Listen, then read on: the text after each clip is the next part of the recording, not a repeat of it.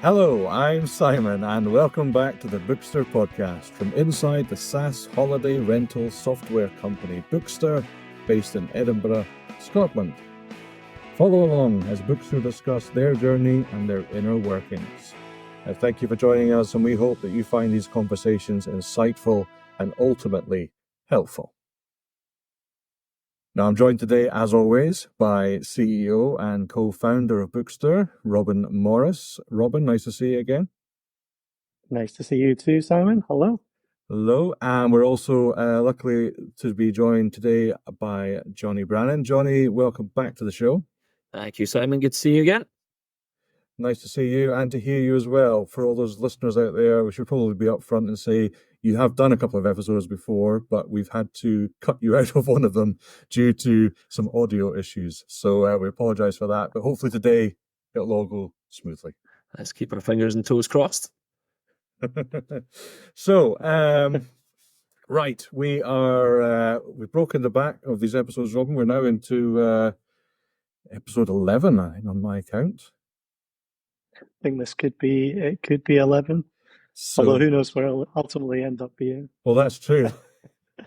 That's true. Who knows? But we should probably, let's not talk about the football because that will just date us again. And, we might give the answer. Also, let's not talk about the football either, shall we? Well, there we go. That's dated us already, I think, probably.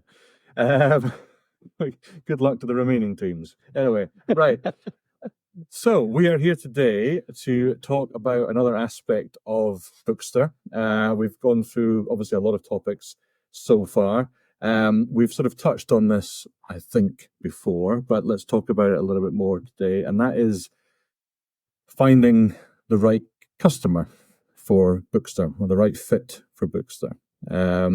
So obviously it's a two-way process. Someone's got to be happy with you, and you, I guess, have got to be happy with the client as well. So I don't know who wants to kick this one off, but maybe one of you could sort of explain to the listeners and to me, who are the right customers for Bookster? Well, Jonny, do you want to give this a go, or do you want me to? I'll let you kick it off, Robin, and I'll write on the protest. I suppose, first of all, broadly speaking, if you're running a software company, it is this topic might be useful to you or interesting to you because it's a little bit of a dilemma sometimes about who do you pursue as a client, who do you try to attract, when do you maybe even put people off using your software when they're not a good fit. So broadly speaking, that's why it's quite an interesting thing to talk about and might be useful to some people who are starting out or trying to produce their own product, their own software service or product. So who are people that are good for Bookster? Well, so obviously people who run holiday rental businesses, so people who run holiday homes, single holiday homes. Usually for us, a typical good fit is someone who has between 1 and maybe even 100, 150 properties. I mean, the number of properties is not super important, but they are either an owner, so they own the property outright and are looking to connect up to various channels and things, or they are an agency looking after holiday rentals for multiple owners. So, and they're usually not a hotel, they're not a B&B, they're not a guest house, they're not a campsite. They're looking after holiday rentals, holiday homes. So yeah, those are our typical people. Also, usually English speaking at the moment. Okay. So that's who. Why? I guess have you sort of narrowed it down to that specific group of people? Why does that work for you? Well, it's not that we have deliberately narrowed it down. So you produce a range of features and functions that work really well for a niche group of people, and therefore that's what makes them interested in buying your software. We have not necessarily, if we could, we could expand and try to appeal to different groups or broader groups, but we probably don't have the resources to do that. That's probably the truth of it. But also, we don't want to necessarily compromise our offer, our product.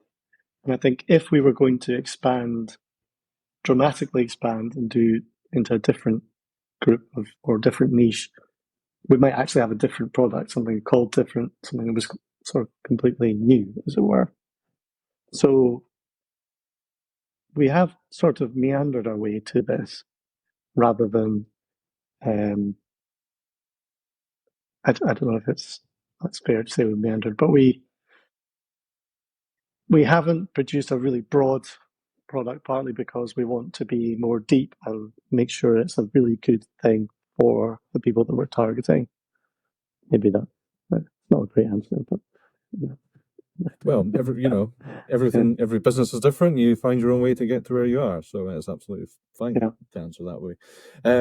Jonny, if we bring in you at this point, then, so we know what the right people are for Bookster and what the good fit will be. How do you go around finding these people, these clients?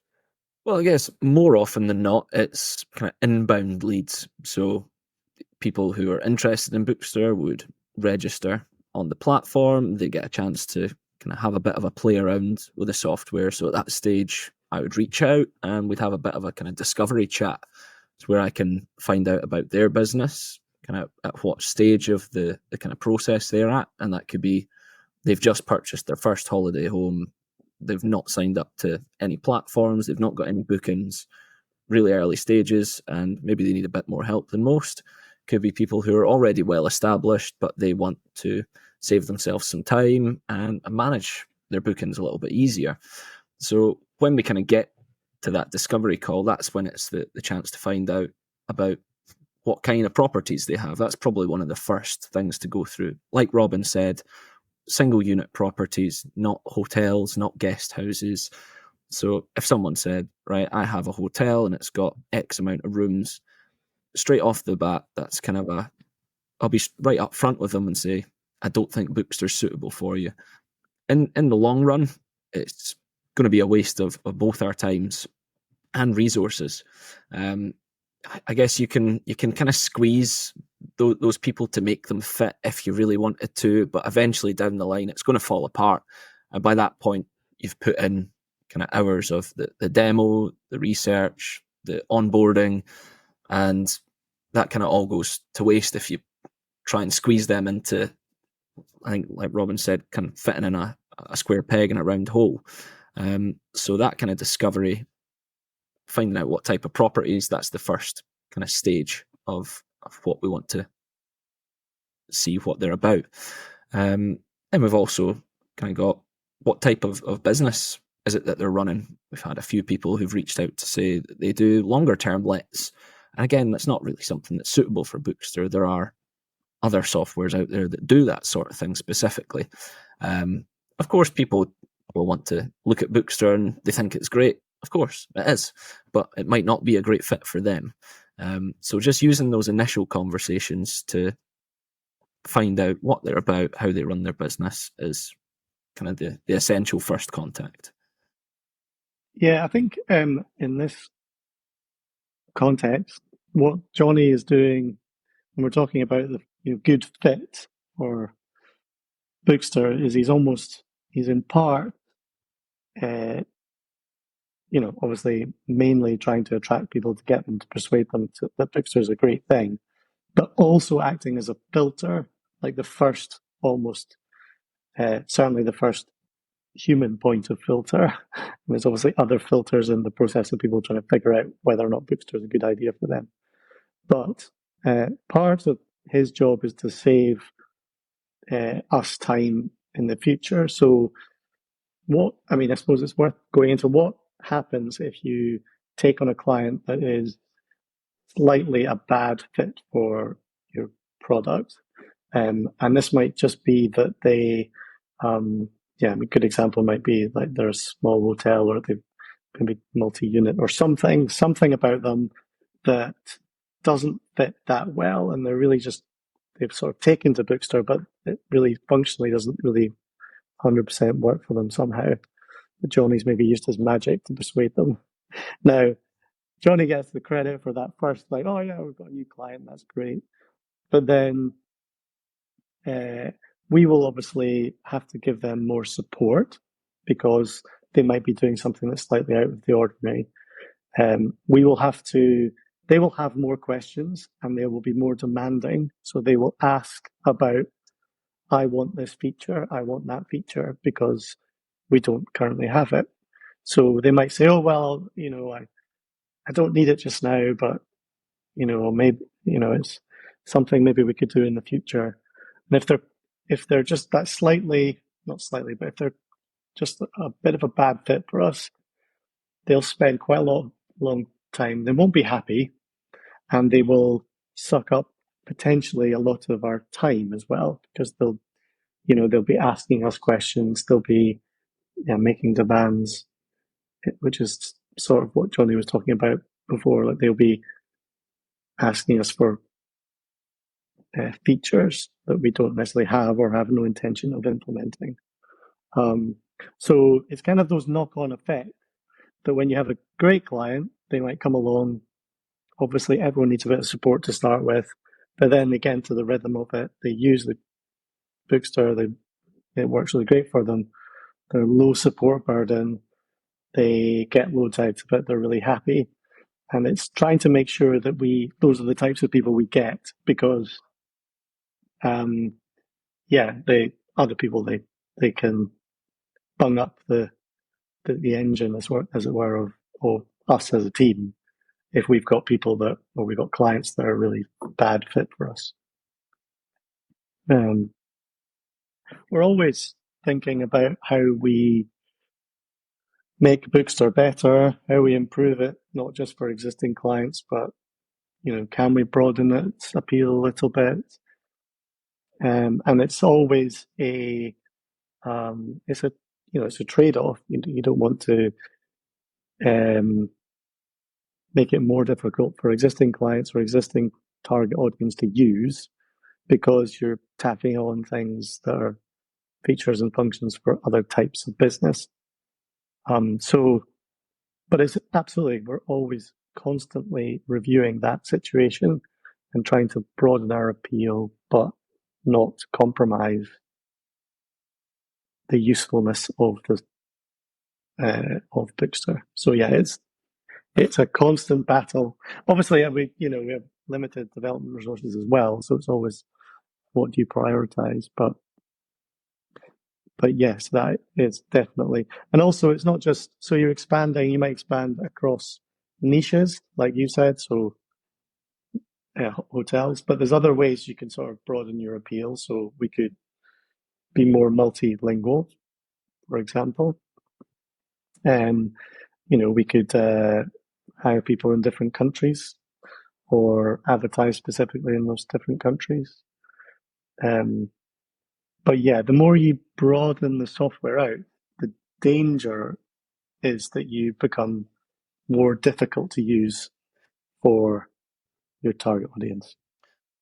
I think as well, with things that we're either considering or even things that we're doing now, we do want to be able to kind of cast the net out to a wider audience, but you want to make sure that whatever you're changing to be able to do that is at a good stage and it's still going to be an effective product. Like, we know that Bookster is great for our target audience at the moment.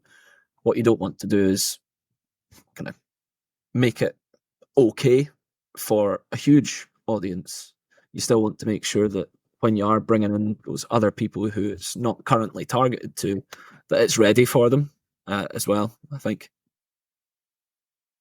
Mm-hmm. Yeah. Yep. No, it sounds very sensible, to be fair. I mean, I guess, there will be this as you said, Robin, sort of ongoing battle, I guess, between sort of income versus, effectiveness or, of the company. It's always easy to try and grab that extra pound here and there, but if you do it at the detriment of what you're offering, I guess that's not the way to go. Also, you can stumble into areas that you don't have any or don't have as much expertise in, which can be, if it's done deliberately, then that's fine. But we don't know that much. I mean, first of all, there's just an absolute ton of hotel software out there. Let's be honest about it. But we don't really know as much about running hotels as we do about running holiday rentals and all of the things that are required to do that, and marketing them, and which platform would work really well for them. So yeah, that's another factor too, is that we could create great software for hotels, but we don't actually have the expertise in house to sell it, support it, So yeah, you might be broadening your appeal, but you can't actually then reach that audience that well. You can't help them that much. So yeah, you're not going to do as good a job. Yeah, I think. I mean, you might. I wouldn't call myself a holiday rental expert, but I think the team collectively we've got a lot of knowledge, just with the time we've spent in the business. But I think hotels specifically, we would be hotel knowledge amateurs if we were just talking about hotels. So yeah, just like what Robin says, we kind of know the industry, and we know the business at the moment with who we're targeting. Yeah. And I mean, especially for you, Jonny, to have confidence in what you're selling, I guess, is key to your job, really. So in terms of that, then, I mean, you obviously speak to a lot of potential clients. Some of them won't be the right fit for Bookster. What sort of experience you've had? What's the worst sort of client? Not the worst, but, the most inappropriate client, perhaps, for Bookster that you've had to deal with, or perhaps then convince them that you're not right for them? I think more often than not, we kind of get to that stage before they're kind of on board. I think some of maybe the worst experiences aren't so much that they're actually a bad fit, but more so that they don't want to change the way they work. So they come to us and they think, okay, great, I've got a software, this is going to save me time, blah, blah, blah, blah. But then they say, well, actually, we do our pricing this way. Yours doesn't work like that. Can you make it work like that just for me? And it's not really something that we can do. So it's more so, well, here's the way that Bookster works. It works like this because it's compatible with the marketing channels that we connect with. And it's almost a game of trying to convince them to say, I know you want to do it your way, but you're going to get the same price for the bookings that are coming in. You just need to be a little bit more malleable in terms of kind of surrendering to the way that this is going to help you in the long run. You maybe have to give up a little bit, but it's going to give you an advantage in the end. I think that's maybe one of the biggest kind of tasks, more so than people who are really bad fits, like a hotel kind of coming to us, because usually we can see that quite quickly.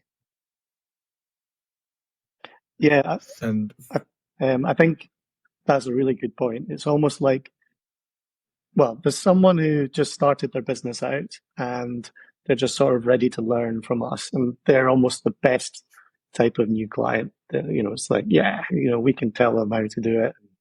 They'll do it our way. But there are people who come and they've been operating their business for a long time. They've got other software or spreadsheets or whatever, and they sort of have to be ready.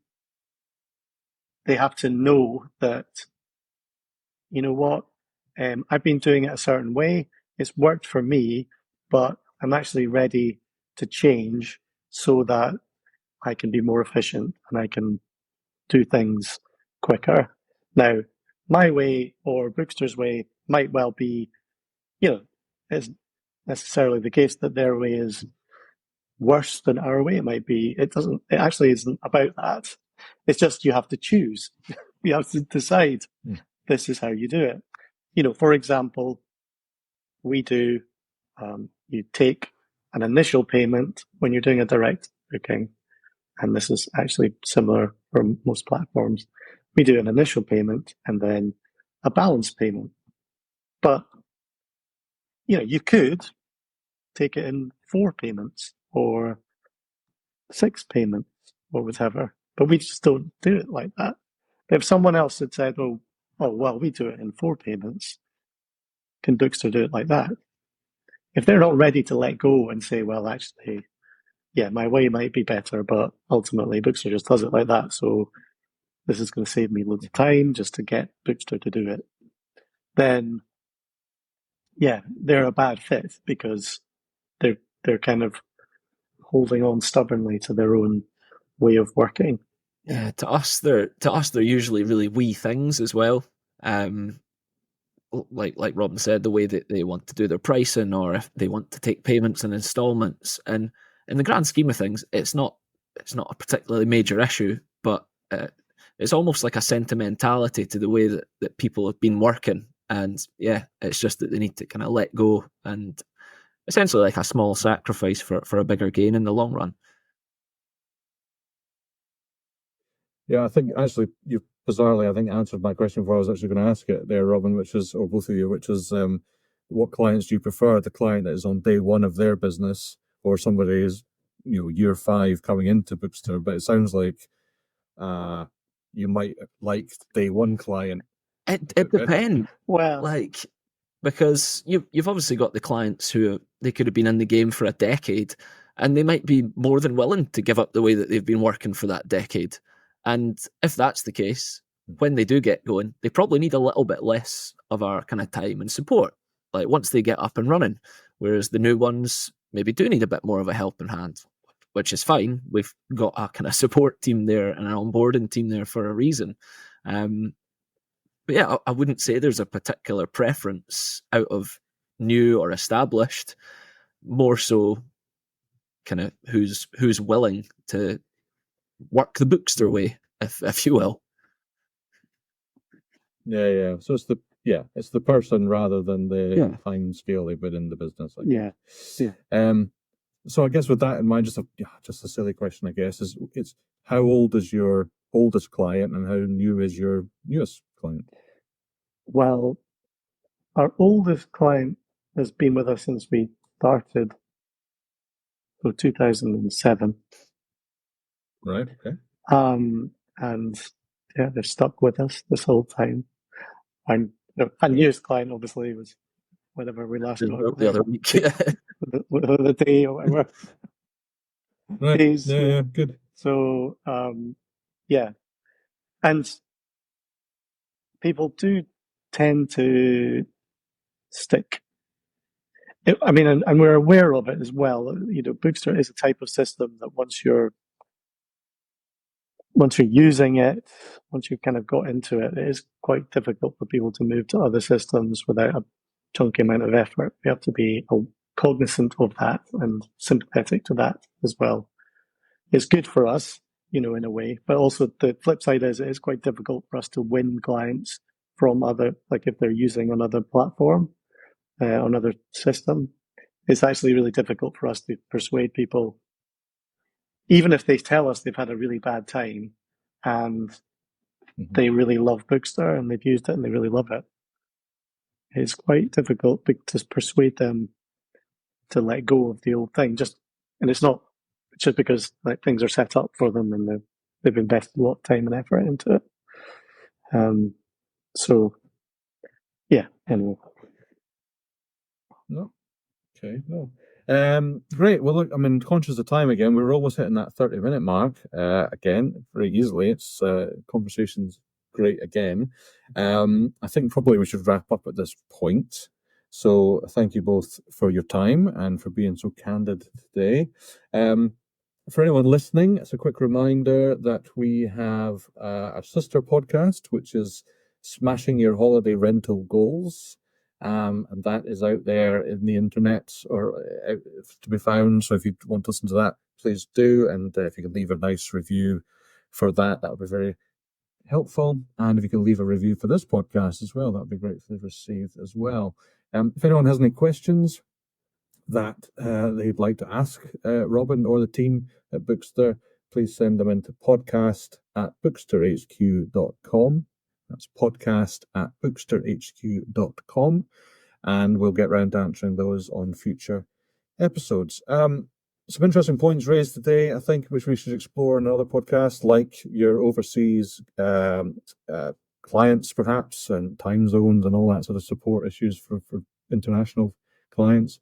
So we'll come back to that in another podcast. But for now, I'll say thank you, Jonny, for your time. Thanks for having me, Simon. Not at all. And thank you, Robin, again for your time as well. And we should say, have a nice holiday, Robin. You're about to jet off somewhere nice. Yes, thank you very much. Yeah, might even do a podcast from the poolside. Or well, as long as it's only audio and not video. Right. In that case, lads, we'll chat to you later, and we'll speak to you all again soon. Cheers. Bye-bye. thank you. Bye.